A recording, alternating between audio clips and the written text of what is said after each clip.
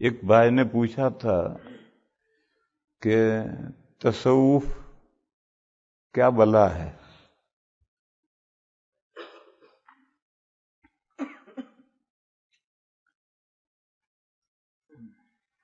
تین لفظ ہیں، ایک ہی حقیقت کو ظاہر کرتے ہیں، اور زمانوں کے اختلاف سے وہ لفظ استعمال ہوئے۔ ایک لفظ ہے احسان، اور اس سے اسم فاعل ہے محسن۔ احسان کے معنی ہے نیکو کردن، شاندار بنانا۔ محسن اچھا کرنے والا۔ قرآن اور حدیث میں اصل لفظ یہی استعمال ہوا ہے۔ حدیث جبرائیل میں نے سنائی تھی، اس میں جبرائیل نے پوچھا تھا مل احسان، احسان کیا ہے، نیکو کردن کیا ہے، شاندار کرنے کا طریقہ کیا ہے، کیا شاندار کرنا ہے؟ اسلام کے اعمال خمسہ، 2 شہادتیں، نماز، روزہ، زکوٰۃ اور حج، ان 5 کو ہم شاندار کرنا چاہیں تو کیا طریقہ ہے؟ تو حضور نے فرمایا کہ ایک اعلیٰ طریقہ ہے جو ہر ایک کو حاصل نہیں ہے لیکن وہ بہت اعلیٰ طریقہ ہے، اور دوسرا ادنا طریقہ ہے جو ہر ایک کو حاصل ہے۔ اللہ کی عبادت کرو گویا تم اللہ کو دیکھ رہے ہو، مگر اس تصور تک پہنچنا ہر ایک کے بس کا نہیں ہے۔ تو پھر یہ تو ہر مسلمان کا عقیدہ ہے کہ اللہ ہمیں دیکھ رہے ہیں۔ اس عقیدے کو تازہ کرو ذہن میں اور نماز کی نیت باندھو، پھر خواہ مخواہ ہاتھ نہیں لے جاؤ گے، بازا بازا نماز پڑھتا ہے۔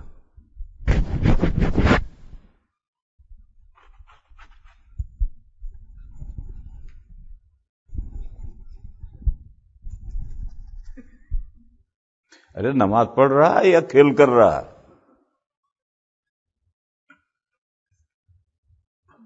لیکن جو اللہ کو دیکھ رہا ہے یا اللہ اس کو جانتا ہے کہ اللہ اسے دیکھ رہے ہیں، اس تصور کے ساتھ نماز پڑھے گا، یہ بے ضرورت حرکتیں نہیں کرے گا۔ کوئی یہ کہے کہ ادھر ادھر جو کھجالتا ہے، کھجلی آ رہی جبھی تو کھجالتا ہے؟ نہیں، کھجلی نہیں آ رہی، شیطان انگلی کرتا ہے اس لیے کھجلی اٹھتی۔ حدیث شریف میں، ابو داؤد میں حدیث میں ہے کہ التثاؤب فی الصلاۃ من الشیطان، نماز میں جماہی شیطان کی وجہ سے۔ تو جماہی تو آدمی سستی ہو، طبیعت میں نیند کم آئی ہے تو جماہی آتی ہے، لیکن نہیں، نماز میں جماہی، نماز سے پہلے کوئی جماہی نہیں۔ اچھا خاصا بندہ ہے، بس نماز نیت باندھی اللہ اکبر،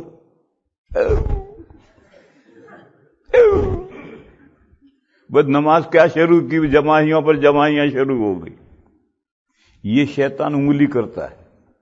حدیث میں قال التثاؤب فی الصلاۃ من الشیطان، اسی طرح سے جو ادھر ادھر کھجلی ہوتی ہے وہ کھجلی نہیں ہوتی، وہ شیطان انگلی کرتا ہے، تو پھر ادھر خواہ مخواہ ادھر ادھر ہاتھ مارتا ہے اور کھجالتا ہے۔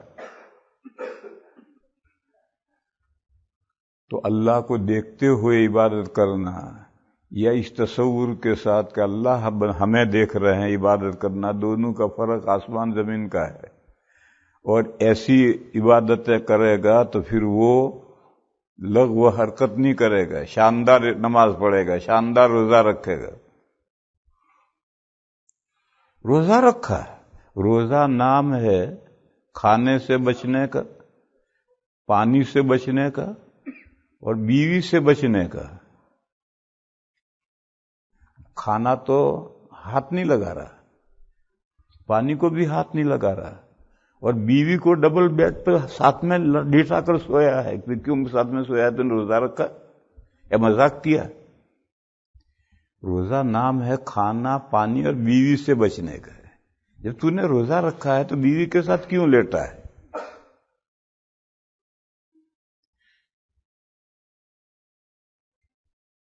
اگر اس کا تصور ہوتا کہ اللہ مجھے دیکھ رہے ہیں، کبھی بیوی کے ساتھ نہیں لیٹے گا روزے میں۔ میں اللہ کو دیکھ رہا ہوں، یہ تو بہت بڑا درجہ ہے۔ یعنی چھوٹا درجہ اگر تصور آئے کہ اللہ مجھے دیکھ رہے ہیں، یہ تصور تازہ ہو تو یہ روزے میں بیوی کے ساتھ لیٹ نہیں سکتا. تو یہ احسان ہے. مگر یہ جو دو درجے ہیں، نیچے کا درجہ تو ہر مومن کو حاصل ہے، ذہن سے ذہول ہو جائے، غفلت ہو جائے الگ بات ہے. باقی یہ درجہ تو ہر مومن کو حاصل ہے کہ اللہ ہمیں دیکھ رہے ہیں. اس عقیدے کے بغیر تو کوئی آدمی مومن ہو ہی نہیں سکتا. لیکن بندہ اللہ کو گویا دیکھ رہا ہے، اس درجے تک پہنچنا اس کے لیے محنت کرنی پڑے گی، اس کے لیے محنت درکار ہے. وہ جو محنت ہے اسی کا نام ہے تصوف، اسی کا نام ہے زہد، اسی کا نام ہے احسان. اور ایسے ہی بندے محسنین ہیں جو اس محنت کر کے اس درجے پر پہنچے ہیں. اس کے لیے محنت کرنی پڑتی ہے. دیکھو میں ایک مثال دوں. قرآن نے کہا ہے، جگہ جگہ کہا ہے، اللہ کو بہت یاد کرو، اللہ کو بہت یاد کرو. اذکروا اللہ ذکرا کثیرا، اللہ کو بہت یاد کرو. بہت یاد کرنے کا آخری درجہ کیا ہے؟ آخری درجہ ہے پاس انفاس، سانسوں کا خیال رکھنا. کوئی سانس اللہ کے بغیر نہ نکلے نہ اندر جائے. ہر سانس کے ساتھ اللہ کہنا. جب اندر لو کہو اللہ، اور نکالو تو کہو. اب ہر سانس کو صرف جاگتے نہیں، سوتے ہوئے بھی ہر سانس کے ساتھ اللہ کو. اس کے لیے تم سوچو کتنی بڑی رہل سہل کرنی پڑے گی، کتنی تمرین کرنی پڑے گی، کتنی مشق کرنے پڑے گی، تب اس درجے پر پہنچے گا. آسانی سے نہیں پہنچتا. اور جب بندے پاس انفاس کا مشق رہل سہل شروع کرتے ہیں تو رہل سہل کرتے کرتے یہاں تک پہنچتے ہیں کہ وہ بالکل سو رہا ہے. آپ اس کے کان کے پاس، اس کے ناک کے پاس کان لے جائیے اور سنیے تو اس کے سانس میں سے اللہ آپ کو سنائی دے گا. اس درجے تک بندے پہنچتے ہیں، مگر اس کے لیے لمبے رہل سہل کرنی پڑتی ہے، بڑی لمبی مشق کرنی پڑتی ہے. تو اسی طریقے سے گویا اللہ کو دیکھ رہے تھے، حقیقت میں تو نہیں دیکھ سکتے، لیکن گویا اللہ کو دیکھ رہے ہیں. اس درجے تک پہنچنے کے لیے بڑی لمبے مجاہدے کرنے پڑتے ہیں. اسی کا نام احسان ہے، اسی کا نام زہد ہے، اسی کا نام تصوف. ایک قصہ سناؤں. ہمارے بزرگوں میں بڑے حضرت گزرے ہیں، حضرت شیخ الحدیث مولانا زکریا صاحب، جن کے فضائل اعمال پڑھی جاتی ہیں کتابیں. یہ مظاہر کے شیخ الحدیث تھے اور بہت بڑے لوگوں میں سے ہیں. پیری مریدی حضرت پیر تھے. میرا بھی حضرت ہی سے تعلق تھا. 8 سال میں نے حضرت کے ساتھ اعتکاف کیا. ایک دوسرے سیاسی تھے مولانا حبیب الرحمان لدھیانوی. یہ جب ہندوستان میں جنگ آزادی چل رہی تھی اس زمانے کا قصہ ہے. مولانا حبیب الرحمان لدھیانوی بڑے لوگوں میں سے تھے. لدھیانہ پنجاب میں ایک شہر ہے، وہاں کے رہنے والے تھے. ایک مرتبہ سہارنپور آئے حضرت شیخ کے پاس ملاقات کے لیے، اور اصل جانا تھا ان کو رائے پور. سہارنپور سے 30 کلومیٹر رائے پور ایک ٹاؤن ہے. وہاں حضرت رائے پوری رہتے تھے، ان کے پاس جانا تھا. وہ ان کے معتقد تھے. مگر جب حضرت رائے پوری کے پاس کوئی بھی جاتا تھا تو حضرت پوچھتے تھے شیخ سے مل کر آئے؟ تو اب نہ کہو تو مشکل، اور ہاں کہو تو ملے بغیر ہاں کیسے کہو. تو جو رائے پور جاتا تھا اسے جھک مار کر کے حضرت سے ملنے آنا پڑتا تھا تاکہ وہاں ہاں کہہ سکے. تو مولانا حبیب الرحمان لدھیانوی حضرت شیخ سے ملنے کے لیے آئے، بیٹھے، چائے وائے پی، کھانا وانا کھایا. پھر اس کے بعد میں کہا مولوی زکریا، وہ کوئی ان کے معتقد تو تھے نہیں، تو سیدھی اردو میں بات کی، مولوی زکریا میں رائے پور جا رہا، تو اس سے ملنے نہیں آیا ہوں، اس لیے آیا ہوں کہ حضرت رائے پوری پوچھیں گے کہ تو شیخ سے مل کر آیا تو میں ہاں کہہ سکوں، اس لیے آیا ہوں ملنے۔ میں پرسوں واپس آؤں گا رائے پور سے، اور میرا ایک سوال ہے، اس کا جواب تیار کر کے رکھیے۔ تو شیخ نے کہا کیا سوال ہے؟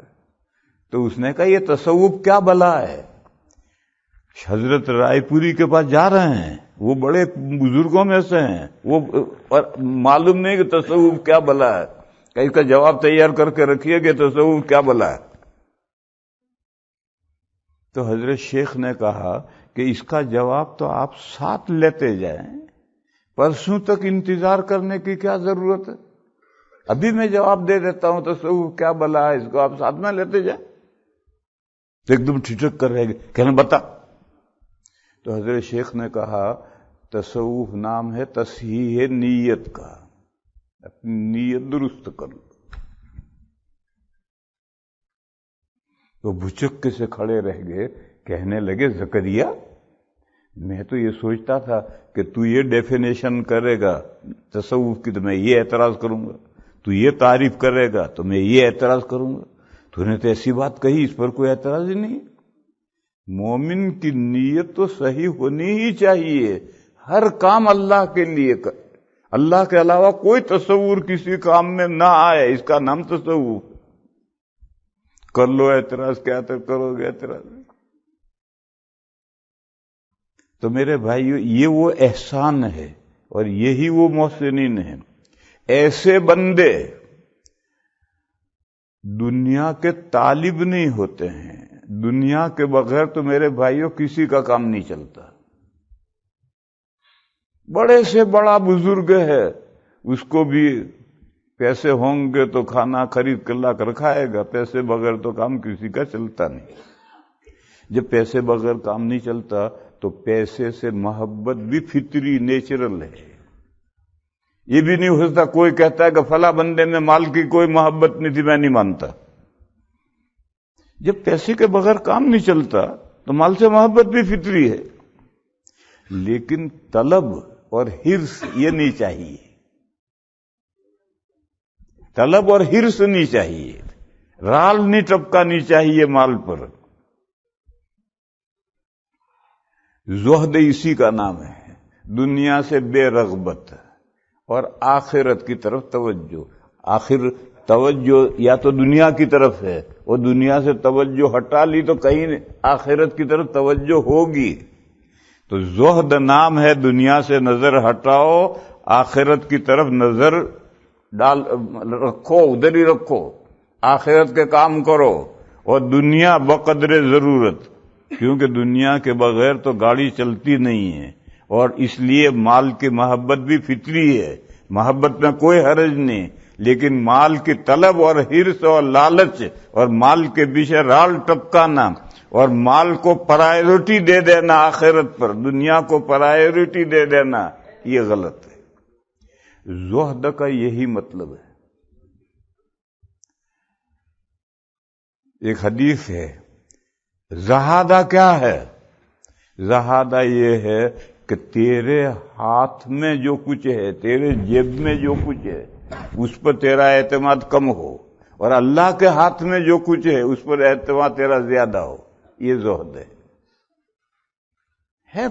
جیب میں مال کے بغیر دنیا نہیں چلتی، لیکن یہ جیب میں میرے ہے، اس پر میرا بھروسہ کم ہو، اور اللہ کے ہاتھ میں سب کچھ ہے، اس پر میرا بھروسہ زیادہ ہو، اس کا نام ہے زہادہ، زہادہ، اسی کا نام ہے بزرگی۔ یہ بزرگی تو اپنا اردو کا لفظ ہے۔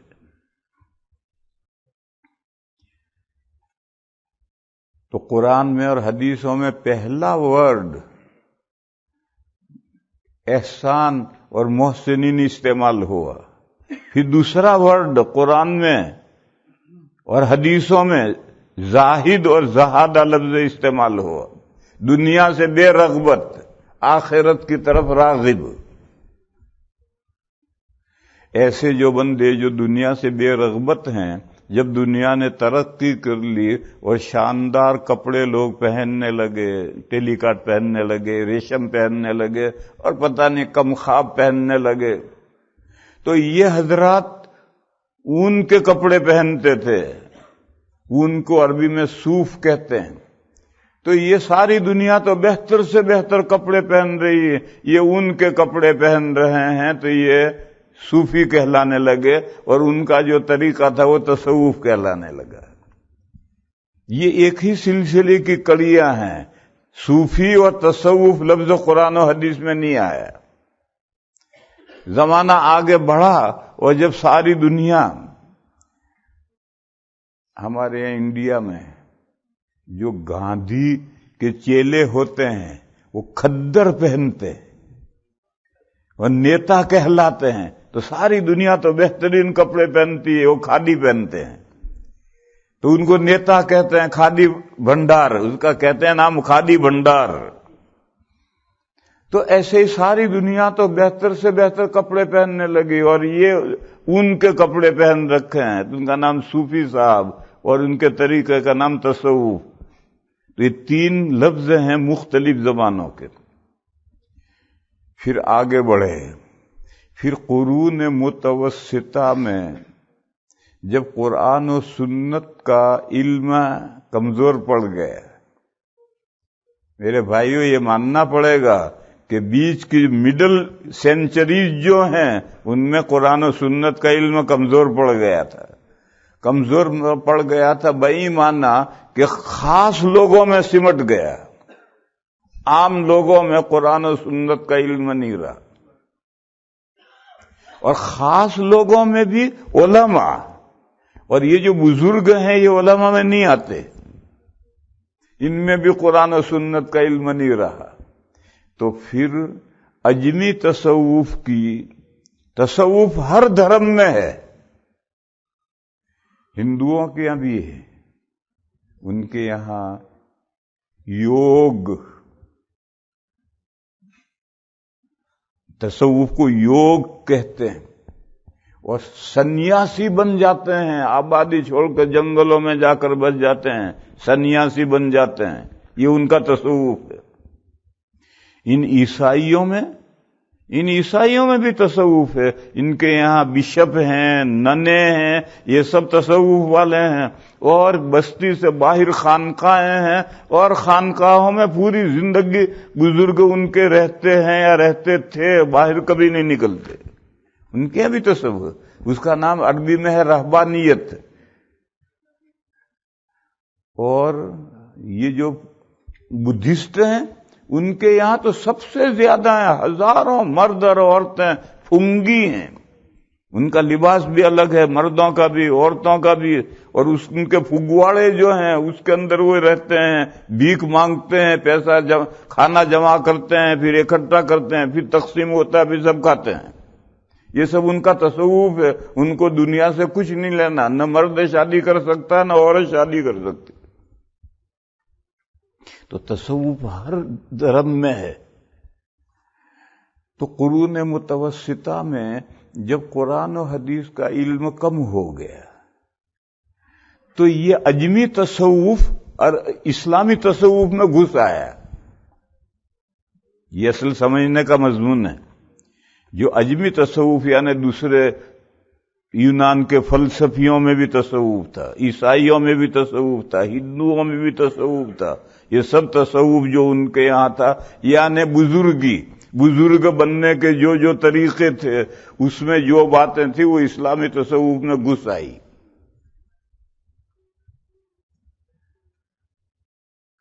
پھر جب دارالعلوم دیوبند قائم ہوا اور حضرت گنگوہی اور حضرت نانوتوی نے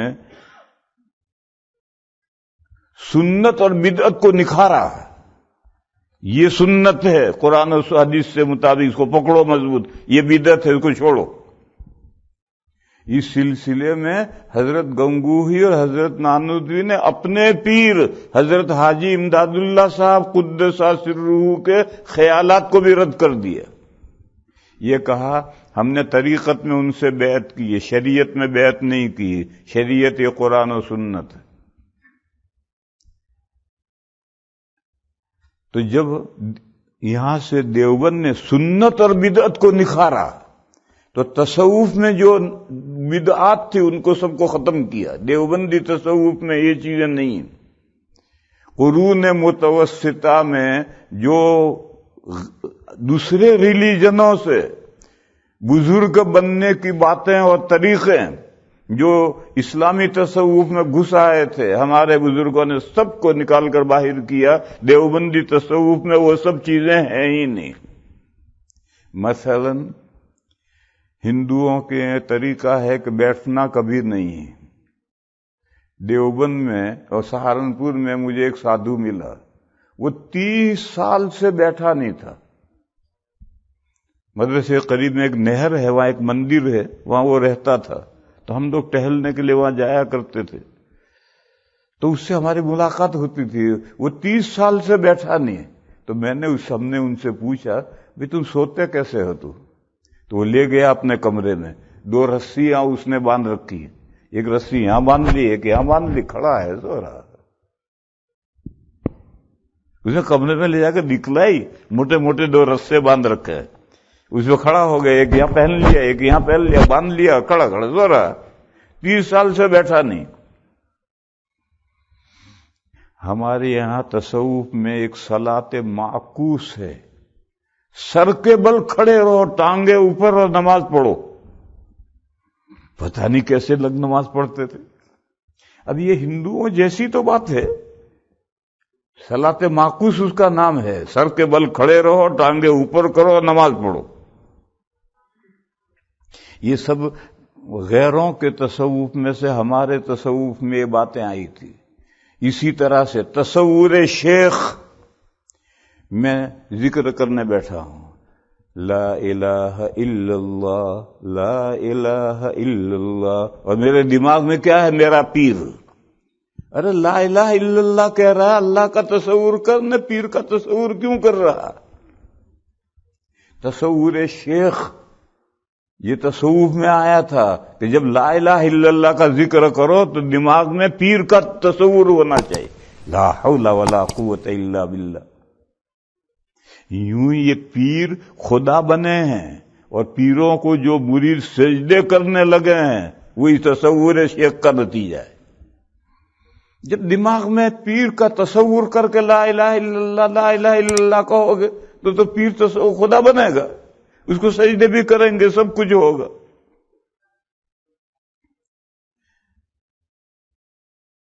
اگر اس طرح کی جو چیز، اسی طرح سے کبھی آج عشاء کے بعد یا کبھی سمجھاؤں گا، الدین یسرن کا مطلب لوگ غلط سمجھتے ہیں،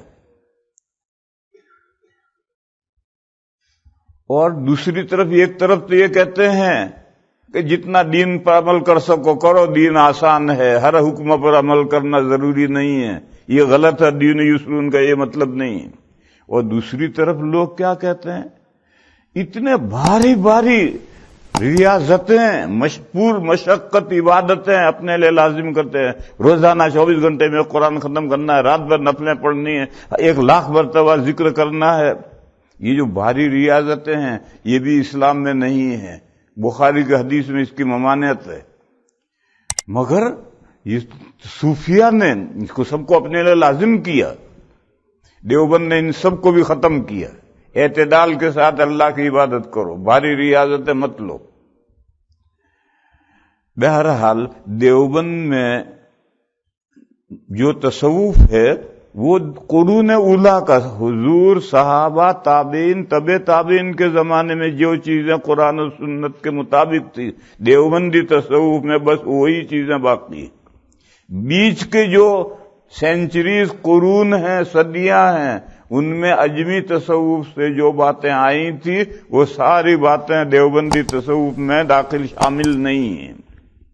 تو لفظ تو وہی ہے، لیکن اس لفظ کو پیچھے لے گئے۔ حضرت شاہ ولی اللہ صاحب علیہ الرحمہ جو دیوبند کا اسوہ ہیں، انہوں نے حجت اللہ میں، پوری حجت اللہ میں لفظ تصوف استعمال ہی نہیں کیا، نہ صوفی نہ تصوف، انہوں نے لفظ ابواب الاحسان، وہ قرآن و حدیث میں جو لفظ آیا تھا ابواب الاحسان استعمال کیا۔ ایک قصہ مجھے یاد آیا، یہاں ٹورنٹو میں مس آغا میں ایک مولانا تھے وسیع اختر، اور وہ مولانا نہیں تھے، بڑے آدمی تھے، سیاسی آدمی تھے، پاکستان میں منسٹر بھی رہے ہیں، پھر منسٹری کر کے فارغ ہوئے، ان کا لڑکا یہاں رہتا تھا، پھر یہاں چلے آئے تھے، اب انتقال ہو گیا نہیں ہے۔ تو جب میں نے حجت اللہ کی شرح لکھی رحمت اللہ الواسعہ اردو میں، تو میرا ان سے کوئی تعارف جان پہچان نہیں تھی، میں نے وہ شرح کی پہلی جلد حضرت مولانا عبداللہ صاحب کاپو دروی کو میں نے بھیجی، میرے بہت پرانے ساتھیوں میں سے ہیں، بزرگوں میں سے ہیں، تو انہوں نے وہ جلد اول ان کو دی، کیونکہ وہ حضرت شاہ ولی اللہ کے علوم کے بڑے متخصص تھے، اور حجت اللہ پروفیسروں کو یہاں پڑھاتے تھے، ٹورنٹو میں پروفیسروں کو حجت اللہ پڑھاتے تھے، تو مولانا نے جلد اول ان کو دی۔ خیر اس کے بعد پھر مجھے تعارف ہوا، تو پھر میں اگلی جو جلدیں سب چھپتی رہی تو بیچتا رہا ان کے بعد، وہ ہر جلد کا مطالعہ کرتے تھے پورا مکمل۔ چوتھی جلد جب میں نے پھر میں جب یہاں ٹورنٹو آتا تھا میں ان سے ملنے جاتا تھا، وہ بوڑھے آدمی تھے، میں خود ان سے ملنے جاتا تھا، تو جب چوتھی جلد میں ابواب الاحسان کی شرح آئی اور میں نے وہ جلد بھیجی، وہ مودودی تھے، پکے جماعت اسلامی کے آدمی تھے، اور ندوہ کے پڑھے ہوئے تھے، دیوبند کے پڑھے ہوئے نہیں تھے، ندوی تھے، وسیع اختر ندوی نام لکھتے تھے۔ تو میں چوتھی جلد جس میں ابواب الاحسان آئے وہ میں نے بھیجی، انہوں نے مطالعہ کیا، پھر رمضان میں آیا تو میں ملنے کے لیے گیا، تو مجھ سے کہنے لگے شاہ ولی اللہ صاحب علیہ الرحمہ نے جتنا تصوف بیان کیا ہے اتنا تصوف تو ماننا ہی پڑے گا۔ یہ جملہ انہوں نے کہا کہ اتنا تصوف تو ماننا ہی پڑے گا۔ یہ جماعت اسلامی والے تصوف کو نہیں مانتے، یہ سلفی غیر مقلد بھی تصوف کو نہیں مانتے، یہ جماعت اسلام والی کہتے ہیں یہ چنیا بیگم ہے، چنیا بیگم اردو میں کہتے ہیں افیم کو چنیا بیگم کہتے ہیں، تو وہ تصوف کو چنیا بیگم نام رکھتے، وہ نہیں مانتے۔ لیکن مولانا وسیع اختر نے کہا کہ جتنا تصوف شاہ صاحب نے بیان کیا ہے ابواب الاحسان میں اتنا تو ماننا ہی پڑے گا، بس دیوبندی تصوف اتنا ہی ہے۔ جو چیزیں قرآن و سنت سے ثابت نہیں ہیں اور قرآن و سنت سے اس کا غلط ہونا سمجھ میں آتا ہے، دیوبندی تصوف میں وہ سب چیزیں نکال دی۔ وہ ایک کمی رہ گئی ہے کہ اب جو ہم قصے پڑھتے ہیں یہ قرون متوسطہ کے بزرگوں کی حکایتیں اور کہانیاں پڑھتے ہیں، حالانکہ جب وہ قرون متوسطہ کے تصوف کو کھنگال کر کے اس میں سے صحیح لے لیا، تو یہ جو قصے کہانیاں حکایتیں قرون متوسطہ کی ہیں ان کو بھی لپیٹ کر رکھ دینا چاہیے تھا، مگر یہ حکایتیں چلتی ہیں، وہ دیوبندی تصوف کا جز نہیں ہے، مگر لوگ یہی سمجھتے ہیں کہ دیوبندیوں کے یہاں یہی حکایتیں تصوف ہیں، ایسا نہیں ہے۔ وآخر دعوانا ان الحمد للہ رب العالمین۔